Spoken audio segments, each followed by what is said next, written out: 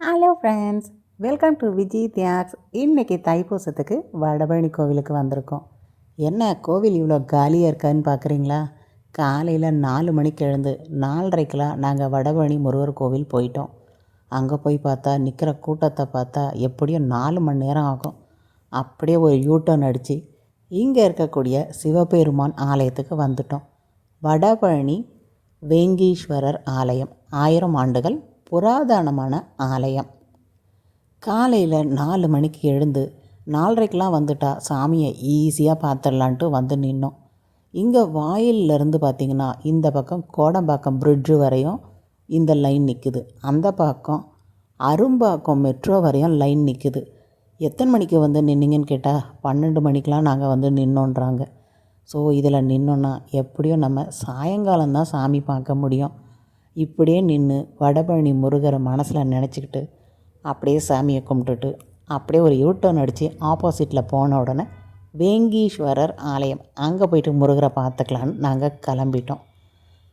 தைப்பூசத்துக்கு முருகப்பெருமானை பார்க்கலான்னு வடபழனிக்கு ஓடோடி வந்தோம். முருகப்பெருமான் எங்களுக்கு இந்த தடவை காட்சி அளிக்கலை. ஸோ அடுத்த தடவை ஃப்ரீயாக இருக்கும்போது வரலான்னு நாங்கள் கிளம்பிட்டோம்.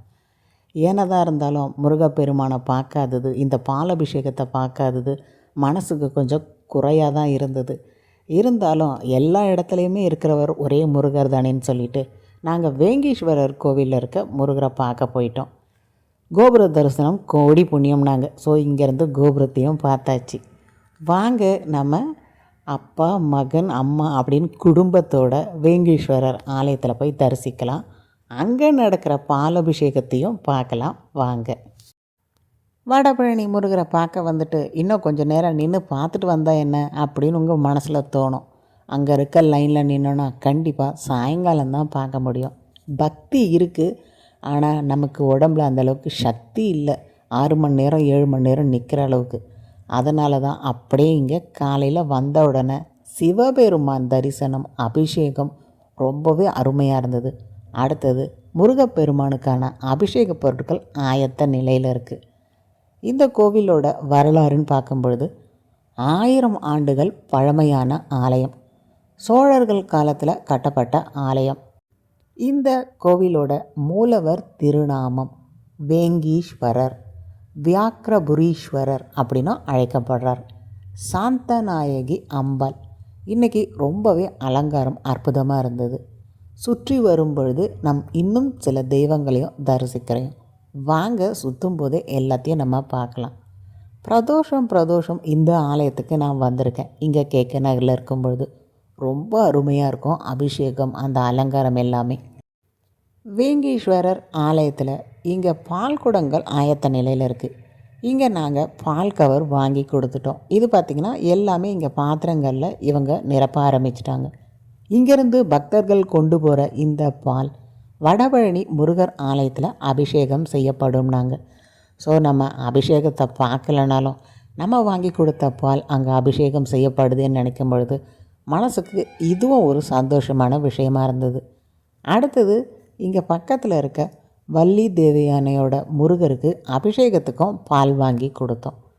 அபிஷேக பொருட்கள் அப்படின்னு பார்க்கும் பொழுது ஒவ்வொரு அபிஷேக பொருட்களுக்கும் ஒவ்வொரு பலன்கள் இருக்குது. பால் வாங்கி கொடுக்குறோன்னும் பொழுது ஒரு நிறைவான சந்தோஷமான வாழ்க்கை அமையும்னுட்டு இங்கே சொற்பொழிவும் சொல்லிகிட்டு இருந்தாங்க. வந்ததுக்கு நம்ம இதையாவது செய்வோமே. இங்கே அலகு குத்துறது, காவடி எடுக்கிறது, பால் குடம் எடுக்கிறது எல்லாமே மக்கள் 5 மணிலேருந்து ஆயத்த நிலையில் இருக்காங்க. இவங்க இங்கேருந்து கிளம்பி போயிட்டு வடபழனி முருகர் கோவிலில் நேர்த்தி கடனை முடிச்சுப்பாங்க. பழனிக்கு நடந்து போகிறவங்களும் நிறைய பேர் இருக்காங்க. திருப்பூர் முருகர் ஆலயத்துக்கும் நடைபயணமாக செய்யக்கூடியவங்க இருக்காங்க. இங்கே இருக்க இந்த கோவிலிருந்தும் காவடி கொண்டு போயிட்டு முருகப்பெருமானுக்கு அபிஷேகம் செய்கிறாங்க. நம்ம இன்னும் ஒரு கொஞ்சம் நேரம் இருந்தோன்னா இங்கே அபிஷேகம் ஆரம்பிச்சிருவாங்க. அதையும் நம்ம பார்க்கலாம். பதஞ்சலி முனிவர், வியாக்கிரபாத முனிவர் இவர்களால் வழிபட்டப்பட்ட ஒரு சிவபெருமான் தான் நம்ம இங்கே பார்க்குறோம். கணபதி உள்ளே வரும்போதே நம்ம விநாயகரை தரிசிக்கிறோம். காசி விஸ்வநாதர் நம்ம கோவிலை வலம் வரும்போது பார்க்குறோம்.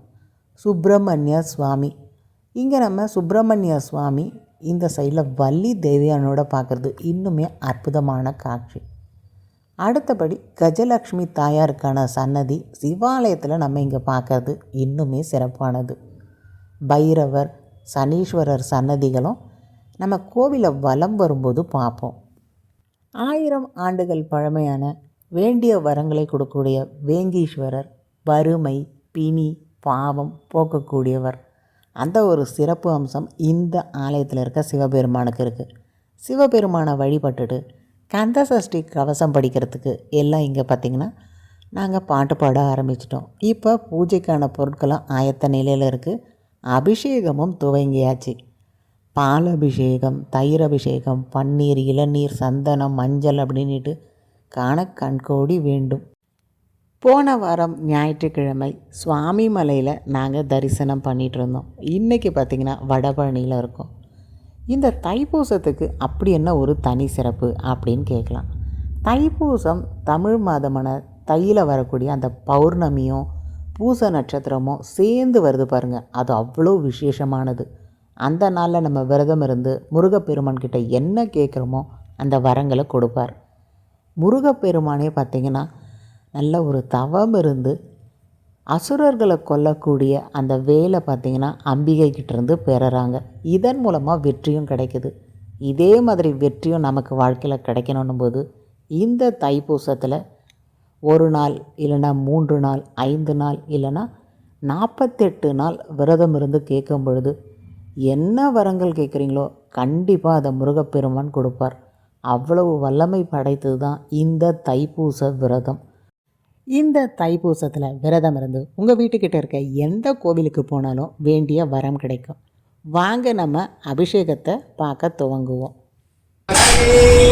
மாயோர் மருகனே, ஈசன் மகனே, ஒரு கைமுகன் தம்பியே, ஒரு கைமுகன் ஒரு கைமுகன் தம்பியே, நின்னுடைய தந்தைக்கால் எப்பொழுதும் நம்பியே, நின்னுடைய தந்தைக்கால் எப்பொழுதும் நம்பியே, கை தொடுவேன் நானே முருகனே, செந்தில் முதல்வனே, மாயோர் மருகனே, ஈசன் மகனே, ஒரு கைமுகன் தம்பியே, நின்னுடைய தண்டைக்கால் எப்பொழுதும் நம்பியே, கை தொடுவேன் நானே. சேந்தனை கந்தனை, சேந்தனா திருச்செந்தூர் முருகப்பெருமான், சேந்தனை கந்தனை, செங்கோட்டு வெப்பனை, செஞ்சுடர்வே வேந்தனை, விலங்கு வள்ளி காந்தனை. அதனால ரொம்ப வெறப்பாவே இருப்பானா யாருக்கிட்ட முருகன்கிட்ட. ஆனா வள்ளி குறைஞ்சி தானே திரைப்படத்துல காவல் காத்துட்டு இருந்தாங்க. அப்போ அவன் மேல உயிரே வச்சுட்டு எப்பவுமே இருப்பாராம். யாரு அந்த வள்ளி முருகர் மேல. அதனால முருகர் வள்ளி மேல ரொம்ப அன்பா இருப்பாராம்.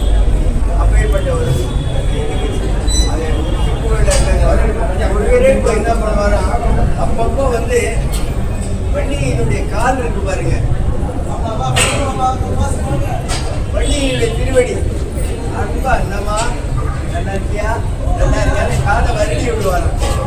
வள்ளி தேவசேனா சமேத சுப்பிரமணிய சாமி பழமுதிர் சோலை வள்ளி தேவசேனா சமேத சுப்பிரமணிய சாமிக்கு அரோஹரா, வேல் முருகனுக்கு அரோஹரா, வடபழனி ஆண்டவனுக்கு அரோஹரா, வேங்கீஸ்வரர் திருக்கோயில் வள்ளி அரோஹரா. பாதிமதி நதி போது மணிசடை நாதர் அருளிய குமரேசா, பாகு கனி மொழி மாது குரமகள் பாதம் வருடிய மணவாளா, பாதம் வருடிய மணவாளா, காதும் ஒரு விழி காகமுற மாயனரி திரு மருகோனே, காலனை அணுகாமல் உனதிரு காலில் வழிபட அருள்வாயே ஆதியனோடு தேவ சுரருலகாடும் வகையொரு சிறை வீழா, ஆடும் மயிலினில் ஏறி அமரர்கள், ஆடும் மயிலினில் ஏறி அமரர்கள் சூழ வலம் வரும் இளையோனே, சூதமிக வளர் சோலை மருவு சுவாமி மலைதனில் உறைவோனே, சூரனுடலர வாரிசு வருட வேலை விடவல பெருமாடே காலன் எனை அணுகாமல் உனதிரே வழிபட அருள்வாயே. ஆரிரு தடம் தோள் வாழ்க அருமுகம் வாழ்க வெண்மை. ஆரிரு தரந்தோள் வாழ்க அருமுகம் வாழ்க வெண்மை. கூறுசை தனிவேல் வாழ்க கூடம் வாழ்க செவ்வி. ஏறிய மஞ்சை வாழ்க ஆரையன் அணங்கு வாழ்க. மாறிலா வள்ளி வாழ்க வாழ்க சீரடியாரெல்லாம். மாறிலா வள்ளி வாழ்க வாழ்க சீரடியார் எல்லாம். வெற்றிவேல் முருகனுக்கு அரோகரா. வெற்றிவேல் முருகனுக்கு அரோகரா. வெற்றிவேல் முருகனுக்கு அரோகரா. ஓம் முருகா ஓம் முருகா ஓம் முருகா ஓம் முருகா ஓம் முருகா. அரோகரா அரோகரா அரோகரா. இந்த வீடியோ பிடிச்சிருந்துன்னா மறக்காமல் விஜய் தியாக்ஸ் சேனலை லைக் பண்ணுங்கள், ஷேர் பண்ணுங்கள், சப்ஸ்கிரைப் பண்ணுங்கள். 500க்கும் மேற்பட்ட சிவாலயங்கள் பதிவிட்டிருக்கேன், அதையும் பாருங்கள். உங்கள் நண்பர்களுக்கு இந்த தைப்பூச திருவிழாவோட இந்த பதிவையும் ஷேர் பண்ண மறக்காதீங்க. அடுத்த ஒரு பதிவில் சந்திப்போம். நன்றி. பக்தர்கள் காவடியோட வடபழனி முருகர் கோவிலுக்கு செல்ல தயாராயிட்டாங்க.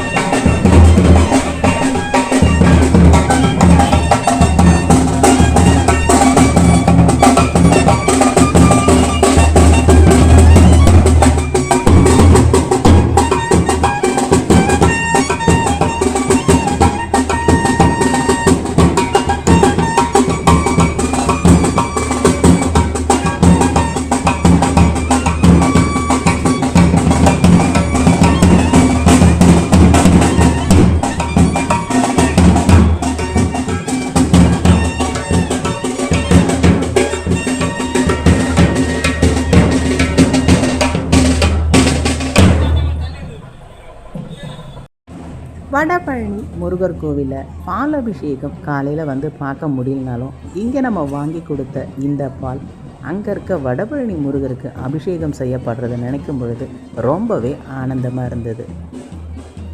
தேங்கேஸ்வரர் ஆலயத்தில் சிவபெருமான் அபிஷேகம், அம்பிகை அபிஷேகம், வள்ளி தேவியானோட முருகப்பெருமானுக்கு நடந்த இந்த அபிஷேகம் ரொம்பவே மனசுக்கும் நிறைவாக இருந்தது, கண்ணுக்கும் பார்த்திங்கன்னா குளிர்ச்சியாக இருந்தது.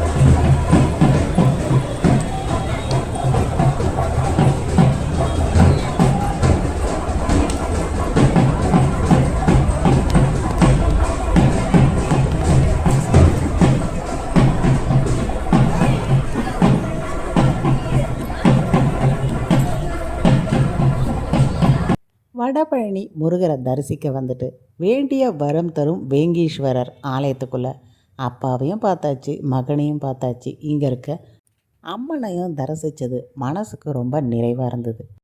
அறுபடை முருகர் எங்கே இருந்தாலும் முருகர் முருகர் தான். ஸோ இன்றைக்கி நம்ம முருகரை தரிசித்தாச்சு.